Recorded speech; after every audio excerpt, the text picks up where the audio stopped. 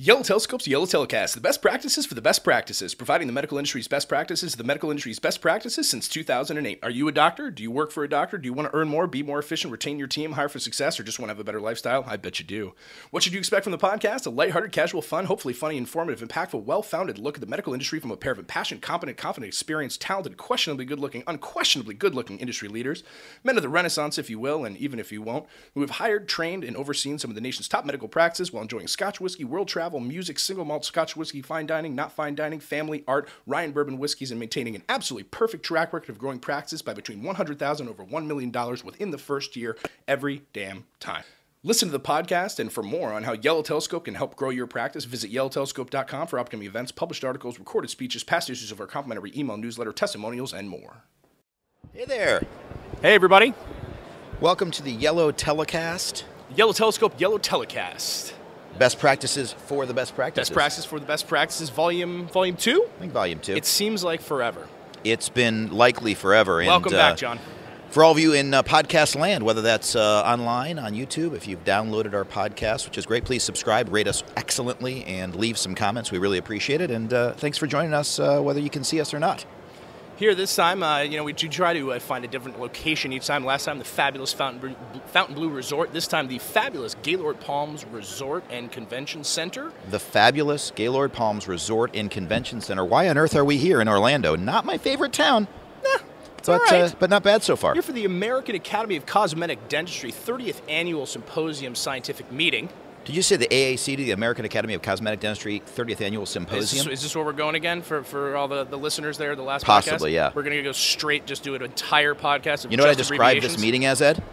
What's that? Toothy. sort of the symposium of tooths. Is it tooths it's or tooths. tooths? It's a soft TH. Hard TH? Teeth. We've gone too far. Very good. Gaylord Palms, fabulous Gaylord Palms. We did exactly what anybody who is staying at the Gaylord Palms Resort and Convention Center would do. Well, that was Google the etymology of Gaylord. Correct. And what did we come up with? Well, it's derived from the old French surname Gaillard. That's Gaillard, brought to England by the Normans. I know a Norman. You know, it's Nerman. The Nermans. The Nermans. So what does it mean? So it's Gaillard, thus it's Gaylord. Gaillard. Actually, it was the house of the Gaillards, and then the Gaillards, and then the Gaylords. And I believe it's also a lord, as in sort of lord of the manor. So what does it mean? Well, it's happy. Very good. Absolutely. Yeah, actually, I looked it up too. It said boisterous. Boisterous. Yeah, boisterous. So we're at the Boisterous Resort and Convention Center, and that's fitting because you know what today is. It's Ed Searing III's birthday. Thank you. Happy birthday, Ed. Hey, this is exactly how I wanted to spend it, actually, recording a podcast. To your health and happiness and success. And many more, I hope. Thank you very much. Not sure it's how you thought it would be, hanging out at a convention, but it is a Friday, so you at least get to enjoy your birthday. But typically every 7 years, your birthday falls on a Friday, statistically. Did you know that? Statistically? What if it's a leap year? Yeah, and every 7th year, well, that's what, it's probability. It's most likely every 7 years. I'm not good at so, math. 2/7 of the time you've got a weekend birthday, 5/7 you don't. You know what 5 divided by 7 is, right? Yep. I don't. Let's do it. So, I think we generally try to take ourselves pretty seriously, don't we? We do. Very seriously here at YellowTelescope. In fact, as many people out there in podcast land know, every single practice that we worked with since our inception 6 years ago has grown by between $100,000 and $1.25 million in their first year working with YellowTelescope. And in fact, that leads to today's topic, which we're going to kind of circle back around to, which is giving you guys some tips out there on exactly how to interview better, what questions to ask, what works and what doesn't. The what doesn't part's much more entertaining. And so we're going to give you guys some tips a little bit later on not so much all aspects of recruiting, not just getting people on the bus, getting them in the right seat, and then retaining them long run, but more focused, more specific to I'm in an interview situation. What questions should I be asking to make sure that I'm fully vetting my candidates, but also still attracting them and recruiting them? Because there's a difference between interviewing and recruiting, Ed. Really? Yeah, you want to get them if you want them, and you want to also weed out those you don't want, and that's a little bit of an art and a skill. We're going to talk to you guys a little bit about it later today. But first, we have to introduce the scotch. This is delicious, by the way. It is delicious. What are we drinking here this time? It looks like the The Bunabane. Bunabane? I believe it's Bunaheiben. Bunaheiben. It's almost like a German-sounding Scotch, but that would be a misnomer. It doesn't make any sense. It would be an oxymoron. For the next podcast, we'll Google the etymology. Absolutely, and this is the Bunaheiben 18. It's a nice dram. You know, you've got well, first it's an Islay off the western coast of Scotland. It's delicious. Of all the peats, the least peaty, I believe. Yes, of all the Islas, the most peaty Scotches, your Lagavulins, your Ardbegs, your Kalilas, etc. This is going to be the least peaty, and also because it was aged for 18 years, very smooth, and Oloroso sherry cask, as evidence in volume number 1, kind of get that nice sherry kind of sweetness and like those types of notes. So the rum cask of the Caribbean cask. Correct, 14, a little different, but not completely dissimilar, but real smooth, nicely aged. And for those of you guys who don't like Scotch, as always, we're sorry. And yet, not that sorry. Not that sorry. Cheers to everyone out there. Well, our second cheers. Happy birthday again. Happy Scotch. Thanks so much. It's hot here, by the way. I'll tell you that much. I'm in a suit in this convention center. It's Orlando. Last time we were broadcasting from the Fontainebleau, and it was extremely gorgeous. warm. I would say the definition of gorgeosity outside. Yeah, it was warm, sort of crisp. but gorgeous. Here, I would describe it as downright balmy. It is balmy. How balmy is it? I would describe it as tantamount to a humidified chapstick factory. That's another double entendre. That just came balmy. to me off the top of my head. That's balmy balm. Absolutely. Are you thinking about diving into our topic of the week? I think we should dive right in, John. Let's talk about the questions that you might want to ask. Good questions, then bad good questions. Good bad questions?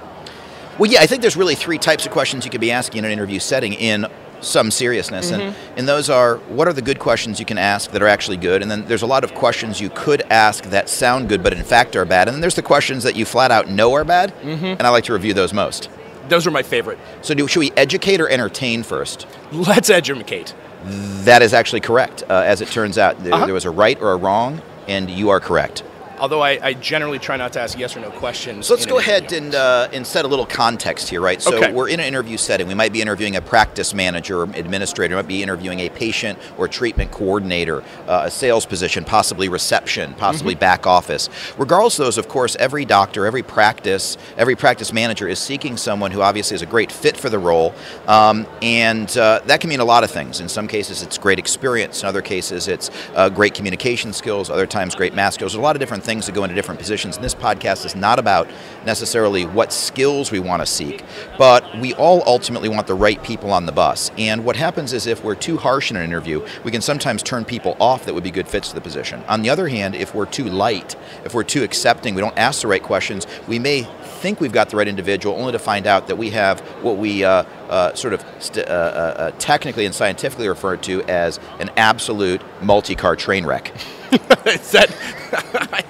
I don't even know. It's like you were the rainstorm, let all the cars in, and then just absolutely just a huge pileup right in your office. Correct. Yeah, okay. It's people love to walk by and gawk, but they definitely don't want to purchase those cars. Yeah, that's for basically the rest of your staff just don't want to stare, but also can't look away from the train wreck that is your new hire. That's correct. So when we're in that interview setting, obviously we want to talk about what are the types of things we can be asking, and the tone in which we can ask those to get the proper information out of the individual. So let's talk, I think, first of all about the good questions. Sure. The questions that sound good and in fact are good. The first thing to understand behind interviewing is really the psychology behind the interview. One of the things that I think many practices make the mistake of doing is being too nice or too harsh, as we talked about before, and way more often too nice. The reality is people do like the feeling of being selected. Call me a dorky old IB, AP honors kid, but the reality is I liked winning an award. I liked being selected out of a group. Not in every single aspect of life, but nobody wants to be told, hey, I've got a job and it's automatically yours no matter what, whether you're qualified, whether you punch me in the face, etc. You want to feel like there's a little selectivity there. So it's okay for the interview to take a bit of a managerial, boss-like tone and to ask some tough questions that are actually challenging so the person can leave the interview and say, I didn't answer everything right. I don't know for sure I'm getting the position, but I'm hopeful and I think they treated me fairly and they challenged me as a good employer would. Because if they really want someone good, they're going to take that time. Does that make sense? Absolutely. And of course, if they do get the job, then it's elation. Then they really feel that they've earned it and it's sort of a yes. Absolutely. Right? And I want to let you know right now, the jury's out on whether or not I'm going to accept you for the position, Ed. All right, I'll go ahead and give it to you. Please take the job. God, I was so relieved. There was a little selectivity being created right there. Well, tell me about, let's talk about at least just one good question. One good. Great. So, first of all, when I'm looking through a resume, one of the biggest concerns I'm going to have is whether or not somebody has a tendency to be a job hopper. And there's no question, sometimes someone has a couple of jobs in their resume in a short period of time, and they may have actually worked at a tough position with a tough boss, and maybe it wasn't the appropriate place. It's not their fault they left fairly soon. Everybody has their limit, and that's reasonable. But oftentimes people will stay at a job for 6 months or 2 years or 4 years. You want to get to the bottom of it. So one of the top questions I'm always going to ask, and I'm going to ask in some detail, is, so Ed, tell me a little bit about why you chose to leave your last position in real estate. Well, just sort of looking for a little better opportunity, and just really also kind of just really wasn't the right fit. Understood. So you said you were looking for the right opportunity, maybe something a little bit more exciting. Now, out of curiosity, what would stop you from joining this business in this position and immediately doing the same? What if you found something that was a better opportunity from here? Oh, I think this is going to be the right fit. Okay, great. Well, why is that? So let's stop there. Perfect. So you'll notice the first thing I'm going to ask is an honest question, which is, why did you leave your old position? There's a lot of good reasons. Very few people stay in their job forever. But I'm not going to simply accept the first answer unless it's very clear and very honest, because people are trained in an interview not to tell the truth. Oftentimes doctors say, they actually told me that their old boss wasn't very good. My opinion is if they're going to lambast their old bosses one after the next, that's probably not professional, and that's not a positive. With that said, I don't mind someone once in a great while saying, look, I'm not the type of person who's going to speak ill of former employers or complain about an old job, but if I may be candid in this particular situation, the boss had a lot of turnover. 8 out of 12 people left the position the last year. They weren't paying people on time. So without being negative, I just felt it was time to leave. I'm not necessarily going to say that's a terrible choice. Yeah, sounds like a great answer to the question. In fact, maybe we should do an entirely separate podcast on good answers. That was excellent. Exactly. That was excellent. We'll teach all of your people how to leave your practice. And interview for other jobs. As an adjunct, I would even say perhaps you could add on there, once they've given you the answer, and say, well, that's it sounds fine, wasn't really a good fit. Would your former employer actually like to serve as a reference, perhaps? Would they serve as a positive reference if I were to check with them? Absolutely. I think they'd say very, very good things about us. And I also have 3 other former employers dating back 25 years who would say that obviously I'm honest, I'm trustworthy. Obviously, I think my results speak for themselves, but they can corroborate those as well. Great. That'd be great. I'll give them a call. Excellent. So you see in this example, it's a simple question, but it allows more questions, sort of like a Russian nesting doll. Where one question underneath is another question, underneath is another question, and each of those questions become tinier. They get tinier, tiny, small, very physically small, tinier questions. So that's one good question. Why did you leave your last position? And I'll go through every position they've had for the last probably 15 or 20 years, trying to get a sense of why they leave jobs and what they're looking for. Is it more money? Is it bad bosses? Is it their own poor choices? Another question. Yeah. I was going to say, speaking of pay. What are you looking for in a new position? Money. Not necessarily a terrible answer, not necessarily a good answer. No. I don't mind them referencing that good pay is a part of it, but I want to get to the bottom of what's really there. And again, in each of these questions, I think you have to think about the follow-up question.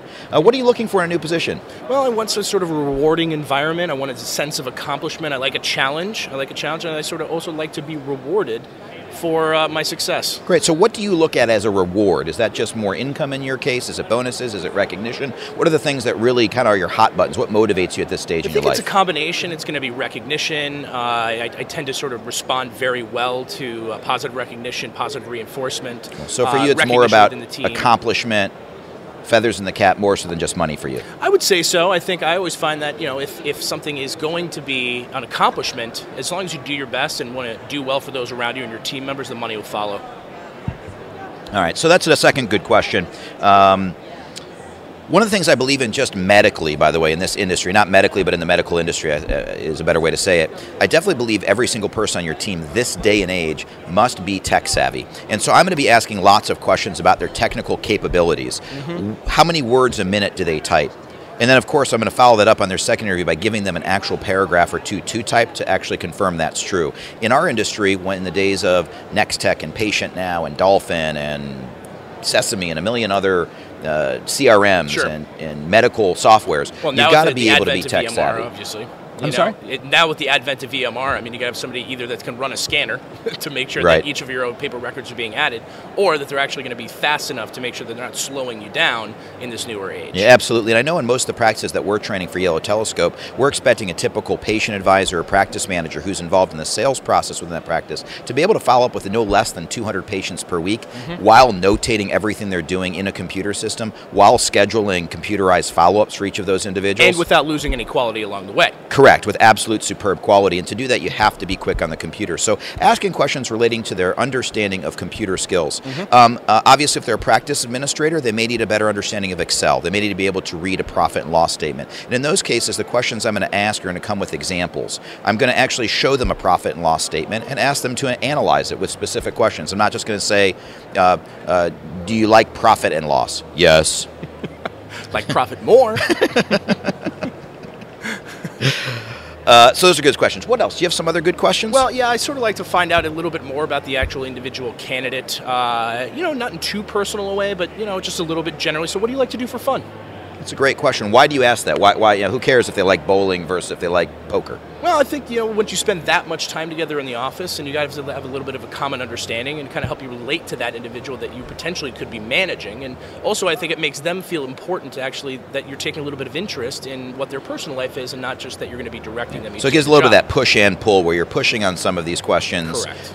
And driving them to really prove themselves, but also pulling back a little bit and saying, we actually want to have a nice relationship if you work here. And I think it really underscores a key concept that I think YellowTelescope pushes very, very hard with its doctors is that you have to genuinely, and I mean genuinely, like the people you work with. Sure. So one of the reasons we haven't succeeded is we genuinely dislike one another. It's one of my biggest frustrations, and thank goodness for the scotch. Yes, absolutely. It makes it all easier. So really finding someone that you could hang out with outside of work, even if it's inappropriate to do so and you wouldn't do so, but having someone who you click with and have common ground with is so important.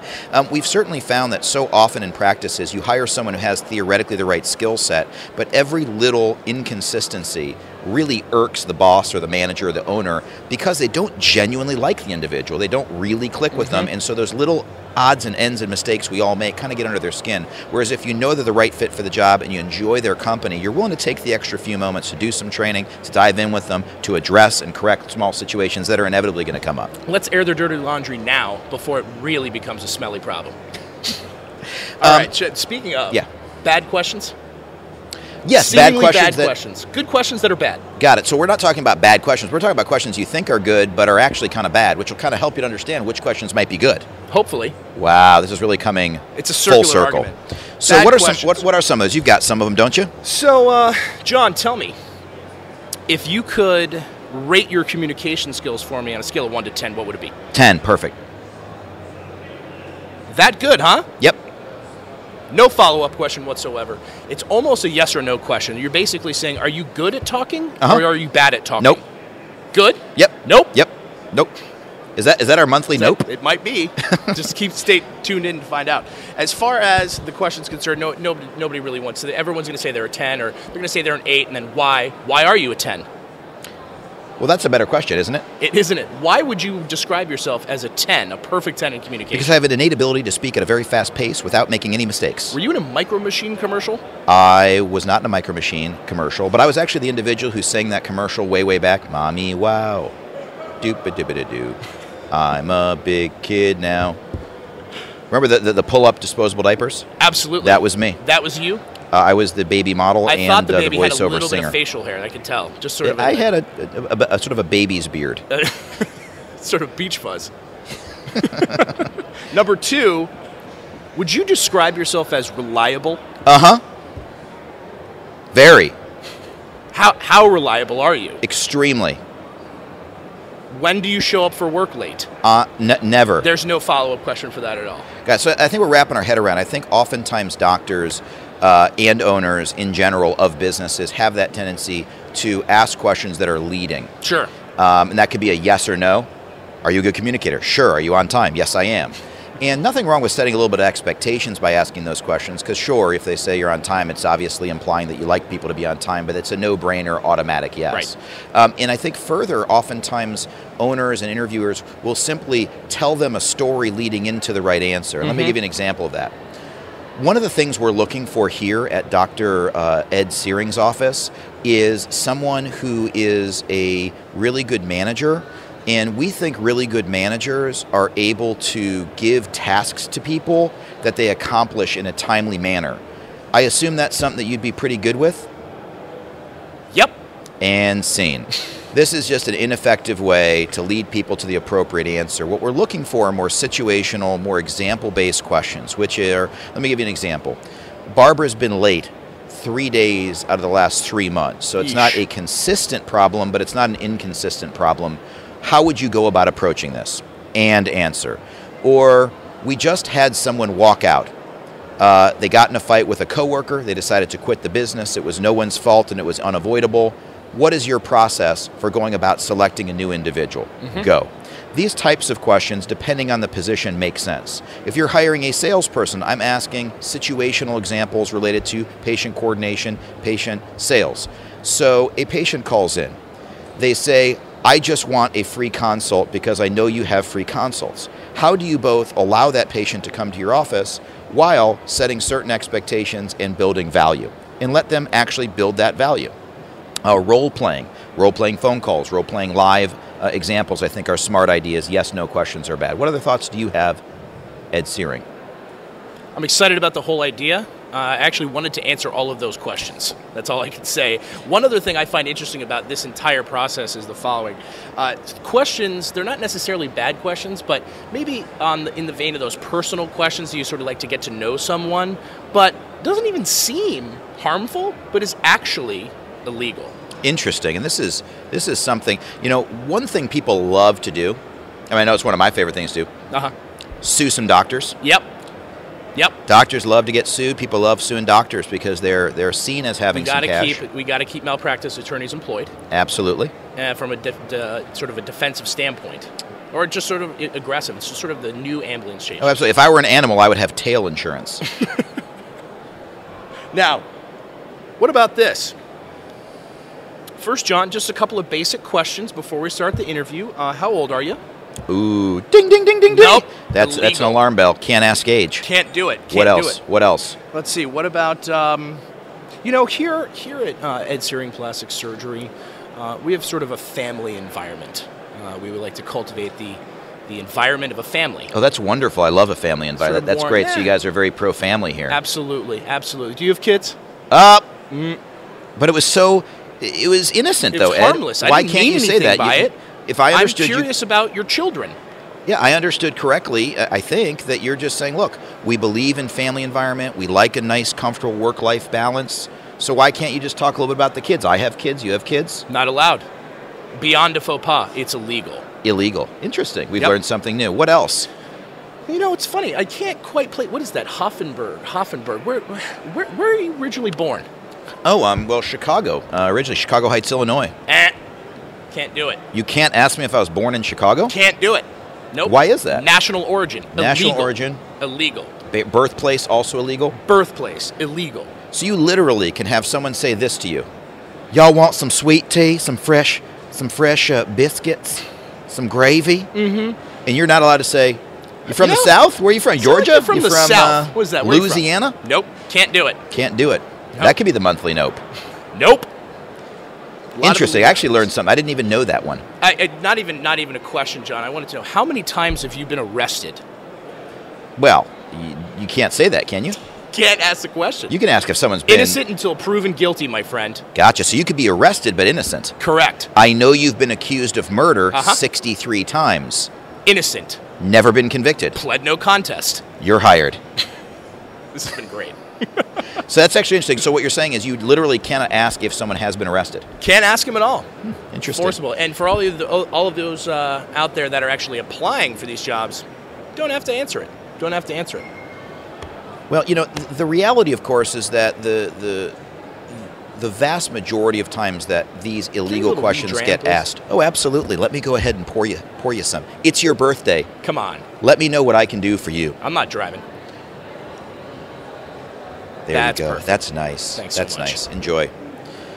So we've kind of covered some good questions, and more so the philosophy behind good questions, which are we want to challenge the interviewee to come up with on-the-spot examples and ideas of how they would deal with different situations. Situational questions. As well as to really define why they're making the choices they're making for employment, to either stay or leave employment, and how to go about seeking employment.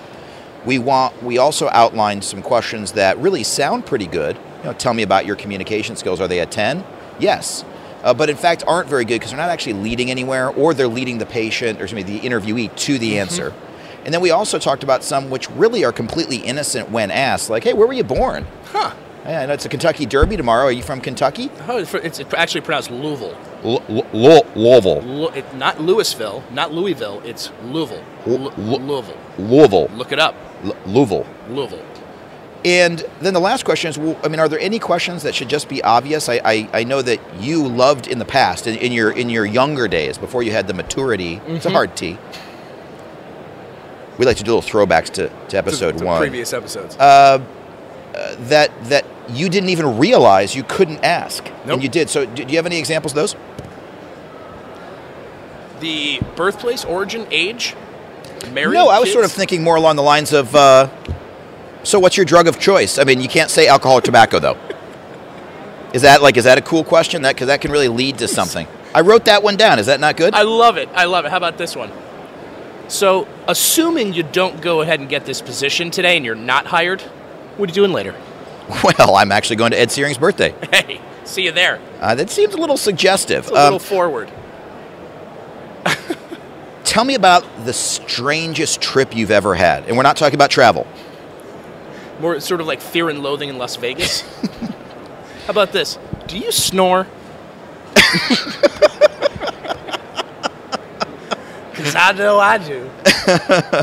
Ooh, can we do impressions? I don't know. Can you do an entire job interview as an impression, a celebrity impression? My thought is it depends on how good it is. Like, you were doing a little. Was it a little Harry Carey? It's just a little Harry Carey is exceptional. I think if the impression's good enough, you might be able to overcome the fact that you're an employer interviewing if you really nail it. Hey, if I went ahead and offered you this job, would you take it? I know I would. Heck, I'd have seconds. Wash it down with a cool Budweiser.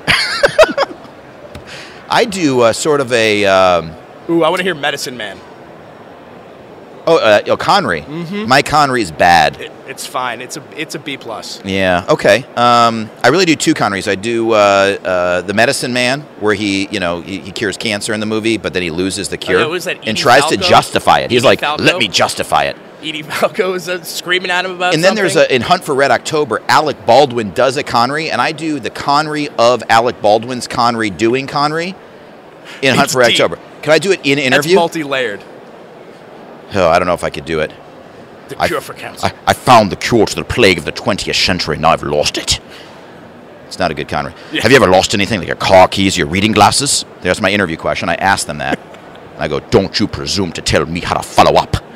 Most things in this place don't react too well to bullets. That's the second part was more of my... It's interesting. I'm better at Alec Baldwin doing Connery than me doing Connery. I wish I could do an Alec Baldwin. That coffee is for closers only. Do that, Alec Baldwin. Incidentally, is Sean Connery Scottish? Yes. It all comes together. Really come full circle. I think we've had enough of that. Let's do a little news. News? All right. What do we have this podcast? I think we're looking at... how about this Aneth, one? you want a little scotch? Ani G in the background. There he is. This is our new director of practice development, Aneth Gannison. And Photobombing. For those of you who are watching this, actually photobombing the podcast. Actually, director of fashion here at YellowTelescope. Look at the threads on this guy. Threads. Really outstanding. Just fantastic. I just can't pull it off. I'm just trying to keep up. You know, I don't have what he's got. Hey, but I'm working on it. It's not a learned thing. It's an innate talent. Is it learned? It's learned. I'm learned. You look learned. So, first of all, this was actually my favorite. myself. No, we'll save that one for a second here. Okay, so first of all, this lucky guy in Bangladesh's capital of Dhaka just this past Tuesday, this week, mere days ago, successfully removed a 95-pound or 43 kilogram for our European and Canadian listeners. Unusual, quote-unquote, unusual tumor lodged in the abdomen of a 35-year-old man. A 95-pound tumor removed? 43 kilograms. Fantastic. After hours of efforts, a team of surgeons in Dhaka Medical College Hospital, that's DMCH, here from the AAC. Now, when he said that he removed a 95-pound tumor, is he referring to either his A, ex-wife, or B, college kid who still lives with him without paying the bills? Yes. Well, he was a rickshaw driver, amazingly. The guy's pulling... Now, are you a rickshaw driver or are you a rickshaw puller? It was actually, he referred to this as a castaway. He's got a third passenger all the time. It's amazing. But lucky guy, lived. It was a giant tumor, apparently the size of 4 watermelons, aroused from the pelvic part of the body. I like the idea of just using, like that article chose 4 watermelons as 95 pounds as size. I think you can just sit here and make up different things that are the same size. Yeah. It was the size of 6 basketballs, 97 tennis balls, 174 golf balls, 16 and a half reams of paper. I'm sorry, continue. All right. Luckily, finally, totally benign. Just to clarify. Correct. They wanted to point out that a man had a 95-pound tumor, and shockingly, it was benign. I mean, wouldn't it have had to be? Does anyone get a we should probably send this to the lab. Like, do they not test it at, say, 35 pounds to see whether it's not? Let's make sure. Let's just make sure. Nah, let's let it get out there to 60, 70, 80 pounds. It's only 3.5 watermelons. This has got to be a full 4 watermelons. I mean, I think if it's malignant and it's over, like, 2 pounds, you're dead. I suppose. Yeah, they're like, it's only 40, 50 pounds, so that's probably benign. Let's go ahead and test it when we start hit that 90 mark starts to scare me. Then that might be malignant. That could be something dangerous. But for right now, you've got an extra human on your side. But it's fine. It's benign. I wonder what the billing code is, the insurance billing code for 4 watermelons worth of benign tumor. This is actually kind of funny. How about this billing code? E012.0. Where is this coming from? Is this the same article? Nope.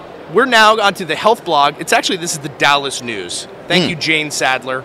The Dallas Can never trust the Dallas News. She reports that while no one wants to ever really have to bill for really any medical problem, nobody wishes anyone Everybody loves insurance billing. It's just one of the most fun parts of running a medical practice. It's the easiest, most straightforward, most rewarding part of the job. Do you remember the practice we worked with where they submitted like $100,000 worth of billables, but the way the scanner was working, it was off by like 4 degrees, and they sent them all back so they could straighten the scanner? Literally, the insurance rep literally said, wah, wah, wah. That was it, the full And you wonder why response. The state of insurance billing is in, I don't know what state it's in, How about but it's this? disrepair, perhaps. E012.0. Oh, I know that one. You do? No, I don't. Injured knitting and crocheting. Really? Injured knitting and crocheting. How about this? Those needles can be dangerous. W59.22. No idea. Struck by a turtle, initial encounter. Just to be clear, this is not a repeat offender. Just the initial encounter. There's a different code for that. What is struck by a turtle, tertiary or quaternary encounter? This is good for actually not far from here in Orlando, over there in Titusville, home of Kennedy Space Center. V as in victory, 95.43. Spacecraft collision injuring participant. I can't even straight face. It said spacecraft collision injury? Injuring the participant of the spacecraft, not a bystander. That's a separate code. But the participant in the spacecraft. Also, not far from here, sort of right down there in the Everglades. This is very important. W5803XA. I like to submit that one just to see what do they pay out on this, by the way? What, you mean if you were crushed by an alligator in your initial encounter? I don't think that's you shouldn't get insurance back if you're crushed by an alligator. I think you should get insurance payables if you're bit by an alligator. I've never seen like an alligator look at me and say, "I was going to eat you, but instead I'm just going to sort of sit atop you, crushing you."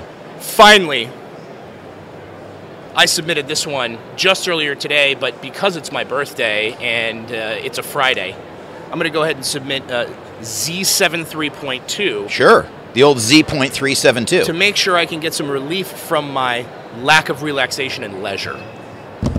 Really? Yep. I've had that many times. Yep, this is... If I had $1 for every time I had a Z.0372, I'd have millions of dollars. You better have great coverage to get that covered. So these are legit DallasNews.com codes. Just incredible. We want to send out a great special news. thanks Excellent research. to Jane Sadler. How much time do you spend researching this? Oh, minutes upon minutes every week, at a minimum. What else we got? Oh, that's it, man. The only last thing was about, it was basically a story about a bunch of elderly folks in Asia who are curing everything from cancer to hyperthyroid to Parkinson's by rolling down a hill sideways every single morning. That's it. Yeah, that seems reasonable. You know, you got to try all avenues when you've got something. I got another one. Apparently, laughter it. is the best medicine, but I prefer rolling down sideways on a hill. That is insane. Insane. I Great think news. That just about caps it off. I think we're just about to the monthly nope. However, first of all, thank you, John, for the happy birthday. Just want to give out my thanks. Yeah, we're going to run through, I guess, yes, we got the monthly note. Need to review a couple things coming up. So before we do wrap, just a couple of things for all of you How out there am I possibly going to take advantage of YellowTelescope and some of the events coming up here? Yeah, well, I mean, it's a literal, not virtual cornucopia of amazing ways to take your business to the next level. Currently, of course, we're broadcasting from the American Academy of Cosmetic Dentistry 30th Annual Symposium here in Orlando, Florida at the Gaylord Palms Resort and Convention Center, which is just a lot of fun. But if you're not here now, it's too late. You can't come now. It ends tomorrow. Nope. It's just too late. Nope. But what's coming up? Oh, my goodness. Well, obviously, you can download our podcast, which you've already done. You can actually, if you're just listening to this online somewhere else, like our website or YouTube, actually go to your iTunes store, Droid store, other store, download the podcast. Add it. Subscribe to it. Don't just download one. Subscribe to it so you get updates when the next one comes out. And if you really like this, you get some value out of it, you have a little fun chatting with us, please go ahead and rate it. Give us a nice review. Rate us 17 stars. I think we're new and noteworthy. It's a 0 to 17 scale. I'm sorry? I think we're new and noteworthy. I think we are new and noteworthy, and that's what we're trying to get into, and we need your ratings and honest opinions in order to do that. Thank you. Please share your honest opinions as long as they're positive. Keep your negative opinions to yourself. We're a positive business here. We're trying to maintain positivity. No, we appreciate good, honest feedback. Other things coming up, we've got... I think May 29th? End of May, we've got the AAFPRS, the American Academy of Facial Plastic and Reconstructive Surgery meeting. We're going to have a booth there. Come by our booth. We're also going to be speaking on stage, I think 4 times. We're going to be running a live workshop, Ed and I, on actual objection handling from the stage. It's going to be fun. We don't even have to wear headphones or speak into a Got some topics on how to hire a patient advisor or salesperson or other staff member of your practice. Got a whole bunch of good stuff going on there. So if you are an ENT or facial plastic surgeon, get to the AFPS meeting in New York. Also a international symposium once every 4 years, just like the Olympics of facial plastic surgery. But that's not it, Ed. No. May 21st, just before that, you and I are going to be running our PracticeDoc.com webinar. Several hundred people tune in every single time to listen to our somewhat witty repartee. It's going to be less scotch on the practice. And you don't have to travel anywhere. You don't have to pay any money. Just go to PracticeDoc.com, look it up, and you're going to hear a live workshop on overcoming patient objections. But that's not it. What about, I think it's June 16th, somewhere around there? Yeah, around June 18th, I think. We're actually going to be going to the multi-specialty meeting in Las Vegas. Multi-specialty meeting is for pretty much all your cosmetic dermatologists, ENTs, otolaryngologists, your facial plastic surgeons, your plastic surgeons. All of those people are going to be there, about 1,600 people. Again, we're going to be at a booth, hanging out, recording, and talking several times from the podium to several hundred listeners. It's going to be fantastic. I'm excited about the whole idea. Finally, October 10th and 11th from the fabulous blank, most likely Fontainebleau Resort. Could be Fontainebleau, could be Mandarin Oriental, could be the Setai, could be the St. Regis, could be the Ritz-Carlton, but it's going to be 5 stars. I know that much, Ed. I thought there was a shortage of 5-star hotels in Miami. Apparently not. No, there's not. There's about a dozen or so. And we're going to be at one of them with our annual Yellow Telescope training. So, we've already outsold last year. We have 5 months to go. I sound surprised, although I already knew that. Yeah, people are flying in. Last year, had people in from Australia, Canada, New York, Houston. California. all over the place. Wisconsin. Wisconsin. It's great. Cheeseheads were in town. Bears fans, everybody. Yep. And pretty much the whole NFC North, if you will. And again, as always, even if you won't. Check it out. So that's going to be happening October 10th and 11th. That's a Friday, Saturday. That's a paid event, but it's going to be fantastic. Contact us soon to get the last few discounted spaces that we have for that event. You can email us through YellowTelescope.com. You can email Ed directly. I love it when he gets extra email from random people. Just spam them. Just spam my way. Ed at YellowTelescope.com. That's Ed at YellowTelescope.com. I don't get enough email. Luckily, I'm an extremely fast typer. Yeah, so we got a lot coming up. A lot of good things are happening. We've been tripling in size every year. Did you know that, Ed? I did. And that's just through simple organic growth. So contact us if you want your business to grow, if you want your practice to get better, contact us. And don't forget just to go to YellowTelescope.com. We've got all of our past blog issues. We send out a newsletter every 4 to 6 weeks. We've got 16, 17 old issues to read through. We've got probably a dozen different speeches we've given. We got past podcasts. You can sign up for the podcast through the site. It's replete with fantastic information for your... Literally regnant. Yeah, regnant, by the way. You know what regnant means. It's like pregnant with no P. Right. Someone came along one day and they said, I love the word pregnant, but I just feel like we need something else, something to kind of mean pregnant but not mean pregnant. And they came up with... Regnant. Fact. Absolute fact. It brings us finally, as we like to close every podcast, with the monthly note. Monthly note. What's the monthly note, Ed? Well, so I don't here remember. at Yellow Telescope, it's the Yellow Telescope, Yellow Telecast, best practice for the best practice. Seems like a slogan. It is. Lot of companies. You've got your Just Do It's. You got your Fly the Friendly Skies. Your Make It My Ways. Ba-da-da-da-da. I'm loving it. That was nice. Sort of harmonious there. So you got all these slogans. What is our slogan? It's just what? Yellow Telescope. Make your practice amazing. That doesn't have the right ring, we thought. Don't be a mellow fellow dope. Go to Yellow Telescope. It's got a ring to it. Please have some hope. And if you don't, call Yellow Telescope. Or I'm already dope, like in the good way instead of the bad way this time. See, I just kind of see what I did right there? Just kind of flipped it. How about so if you already think you're dope but want to be more dope, go to Yellow Telescope. If you thought there was a slogan for Yellow Telescope, the answer would be... Nope. Yep. That is correct. It's the monthly nope. So what are we asking for here then, Ed? Well, we need help with a little bit of a slogan. In addition to the lack of email that I already received from all of our viewers and listeners, we're throwing it out there to the masses. If you've got a good idea for a Yellow Telescope slogan, send it to Ed at Ed at YellowTelescope.com. Send it to a fellow at Yellow Telescope named Edo. Yeah. So that's where see why this is not coming. That's why we need your help. Send us your ideas on a slogan for Yellow Telescope to Ed at YellowTelescope.com and tune in for our next podcast which will be forthcoming. Forthcoming. Have a great day. Are we Keep done? Look out. That's it. We're done. Goodbye. We're out. Thanks.